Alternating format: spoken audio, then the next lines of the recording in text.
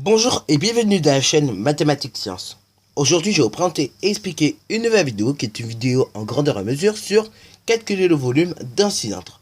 Alors donc, si tu n'as pas vu les deux premières vidéos qui étaient sur calculer le volume d'un parallélépipède rectangle ou pavé droit et d'un cube, tu peux également aller voir en premier cette vidéo là parce que justement, on a fait une petite découverte qui justement va nous amener à calculer le volume de ce cylindre. D'ailleurs, justement, on va parler de cette formule, ok? Donc, alors, on voudrait calculer le volume de notre cylindre, dont le diamètre du disque, ok? Donc, le diamètre d'un des deux disques, ou des disques, ok? Le diamètre des disques mesure 6 cm, ok? Et donc, la hauteur de ce cylindre mesure 11 cm. Donc là, justement, il nous faudra encore une fois une formule qui nous permette de calculer le volume de notre cylindre. Alors, je rappelle que dans la première vidéo, on avait fait une petite découverte, et cette découverte que nous avons fait de part et d'autre en calculant le volume d'un parallélépipède rectangle, du coup va s'appliquer pour le volume du cylindre, car on va avoir la formule qui nous dit la chose suivante. Donc elle nous dit quoi cette formule? Elle nous dit que le volume d'un cylindre, qui se note grand V, ok, est égal à la hauteur multipliée par pi, multipliée par le rayon au carré, car la base est un disque. Alors voilà, là ils ont fait des explications, mais généralement quand tu vas dans un formulaire de géométrie, donc là je vais te montrer rapidement. Donc comme je disais, quand tu vas dans un formulaire de géométrie, donc là je suis dans le formulaire de géométrie qui est à la fin du manuel d'ETA Maths 5e, pour ceux qui veulent l'acheter et pour ceux qui le trouvent pertinent, vous pouvez toujours, c'est pertinent, ok? Il y a des choses intéressantes dedans. Bon, en revenant sur notre vidéo. Donc, alors voilà, quand tu vas dans un formulaire de géométrie, il te donne juste la formule, il t'explique pas. Bon. Mais là, vu que j'étais dans une page de notions, entre guillemets, donc quand j'étais dans une page de leçons, et là, on était un peu obligé d'expliquer les choses. Ok? Mais généralement, quand tu vas dans un formulaire de géométrie, tu vois juste marqué volume ou grand V, ok, est égal à pi fois rayon carré fois h. Ok?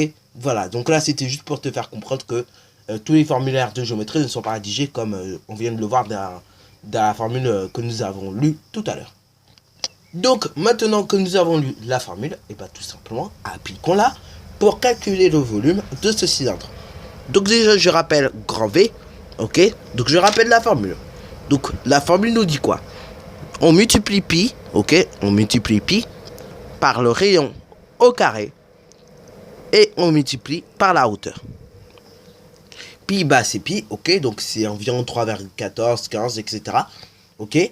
Rayon au carré, R2, ça veut dire quoi? Ça veut dire rayon au carré. Ou pour ceux qui n'aiment pas le terme rayon carré, ça veut dire rayon fois rayon. Ok? Ce qui veut dire rayon multiplié par lui-même 2 fois. Ok? Et petit h, on peut le rappeler, c'est la hauteur. Ensuite, tout simplement, je remarque à nouveau grand V. Ok? Grand V, cette fois-ci, je remplace chaque lettre par des chiffres que je connais. Donc, comme je disais tout à l'heure, on va remplacer les lettres, ok, que nous avons ici par des chiffres que l'on connaît. Alors déjà, pi, ça reste pi, ok. Pi, c'est pi. Parce que tout simplement, pi, n'a pas de valeur exacte. Et comme on vient de le dire, donc, c'était dans la séquence, quand on avait fait les nombres relatifs, les découvertes de nombres relatifs, on avait dit que pi faisait partie de la classe des nombres irrationnels. D'ailleurs, je vais te montrer à nouveau, justement, pour ceux qui n'étaient pas là lors de la vidéo et qui ne l'avaient pas vu, justement, je vais te montrer justement ce qu'on appelle un ensemble de nombres ou encore des patates. Donc pour ceux qui n'étaient pas là lors de la vidéo quand j'avais expliqué tout simplement la découverte de nombres relatifs, j'avais également expliqué tout simplement ce qu'on appelle des patates, ok, pour les profs, etc. Mais ces patates là, comme on dit, en réalité ça s'appelle en mathématiques des ensembles de nombres, ok, ensemble de nombres. Et donc parmi les ensembles de nombres, on a les nombres entiers naturels. Donc au départ, on s'en servait pour les compter. Après, on avait besoin d'introduire les nombres négatifs. Ok, par exemple, si j'avais 20 € sur mon compte et que j'en ai dépensé 30, tout simplement, quelle est la différence entre les deux, ok? Quel argent me fallait-il pour tout simplement remonter mon budget à 0 €, ok? Ou l'inverse, quel argent j'avais, ok?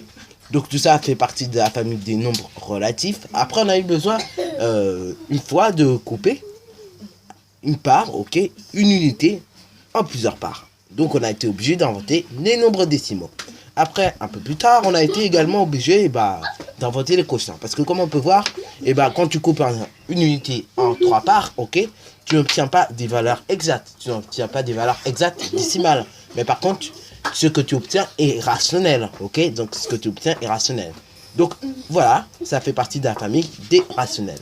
Donc qui se note grand Q. Après, vous avez également la famille donc des irrationnels avec pi et racine carrée de 2. Ce sont des nombres qui ne peuvent pas s'écrire sous forme de fraction. Et donc là, on les appelle des irrationnels. Et après, je vais expliquer également, mais là, je ne vais pas vraiment bien expliquer. I et 1 plus I, et là, ce sont des nombres complexes. Voilà, je ne vais pas rentrer dans les détails pour 1 et plus I et I, ok, c'est des nombres complexes, tu verras ça en seconde, ok. Là, au collège, pour l'instant, c'est un peu tôt quand même pour essayer de comprendre ça. Mais si tu as envie de comprendre, tu peux exactement comprendre également. Mais c'est vrai que c'est un peu tôt au collège, ok. Donc, comme je disais, pi reste pi dans notre histoire. Parce que tout simplement, on vient de le voir, c'est un nombre irrationnel qui ne peut pas s'écrire soit à forme d'un quotient, ok, et du coup, on lui donne des valeurs approchées également. Donc, après, rayon carré, donc qui se note R2. Est-ce que je connais tout simplement le rayon à l'œil nu comme ça de mon cylindre, ok. Donc là, je vais monter un peu mon cylindre. Ah non, je vais augmenter le zoom. Voilà, est-ce que à l'œil nu, je connais le rayon de mon cylindre, ok. Eh ben non, je ne connais pas le rayon de ma base, ok. Donc, ce que nous allons faire, du coup, c'est que on va regarder si on connaît le diamètre. Oui, je connais le diamètre, c'est marqué 6 cm. Donc là, à partir du diamètre, on peut connaître le rayon. C'est très simple. Pour connaître le rayon à partir d'un diamètre, tu divises 6 par 2. Parce que tout simplement, le diamètre, c'est 2 fois plus grand que le rayon. Donc, 6 divisé par 2, ça nous donne 3 carrés. Voilà, est-ce que je connais maintenant une hauteur? Oui, c'est marqué ici, c'est 11 cm. Donc, je recopie 11. Ensuite, je fais le calcul de tout ça. Donc là, il est très utile d'avoir une calculatrice sur soi. Parce que là, du coup, on va calculer avec des valeurs approchées comme pi. Et là, vraiment, il ne faut pas s'en mêler les pinceaux. Donc, comme quoi, il faut toujours garder sa calculatrice neuve, nickel, chrome. Ok. Donc, on va allumer la calculatrice comme ci-dessous en appuyant sur le bouton on. Ensuite, on va taper le calcul suivant. Donc, pi. Je rappelle que pour faire pi, on appuie sur seconde. On appuie sur seconde et après on appuie sur fois 10x. Et donc on obtient à l'arrivée pi. Ensuite, pour multiplier, on appuie ici. Donc on appuie sur multiplier. Voilà, donc à l'arrivée, j'obtiens multiplier par 3 carrés. Donc 3 carrés ici. Donc je mets mot 3. Mais là, pour faire l'exposant 2 à la calculatrice, j'appuie sur x2. Ok, et pour ceux qui ne voudraient pas faire comme ceci en appuyant x2, ce qui n'est pas gênant, vous appuyez tout simplement 3 fois 3. Mais moi j'appuie 3 exposant 2 pour aller plus vite et pour soulager un peu ma calculatrice. Ensuite, on appuie encore une fois sur multiplier ici. Voilà, j'obtiens multiplier à l'arrivée. Et ensuite, je tape tout simplement 11 sur la calculatrice. Ok, 11. Et après, pour exécuter mon opération, j'appuie sur EXE. Et EXE, ça veut dire que j'exécute mon opération. Ok, j'appuie ici et donc j'obtiens le résultat sous forme exacte. Donc là, si on te demande la valeur exacte, tout simplement du volume de ce cylindre, tu répondras 99 pi. Donc on peut déjà mettre que ça nous donne 99 pi.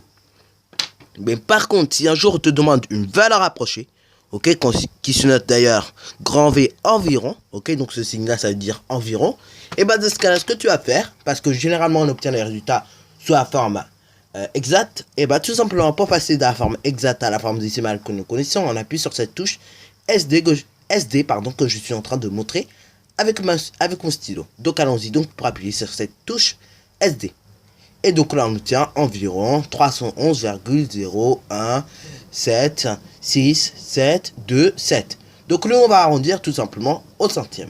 Ok, donc on va l'arrondir au centième. Et donc là, 311,01 ,76 etc. c'est plus proche de 311,02. Donc là on va arrondir à 311,02.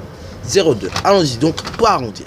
Donc on met 311,02 environ. Donc là, tout dépend encore une fois du résultat que tu as mis. Moi, de toute façon, je vais faire une phrase avec les deux. Ok, bon, pas une phrase complète. Je ferai 2 phrases pour qualifier les deux. Ok. Donc tout simplement, on peut écrire la phrase suivante. Le volume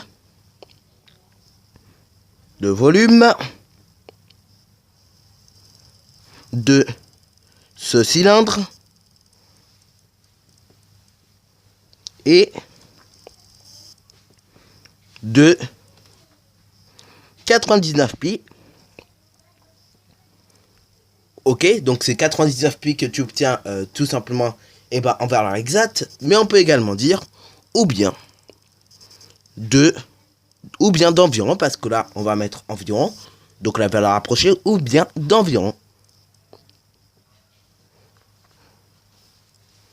311,02. Et là on a oublié de faire un truc, c'est tout simplement préciser l'unité.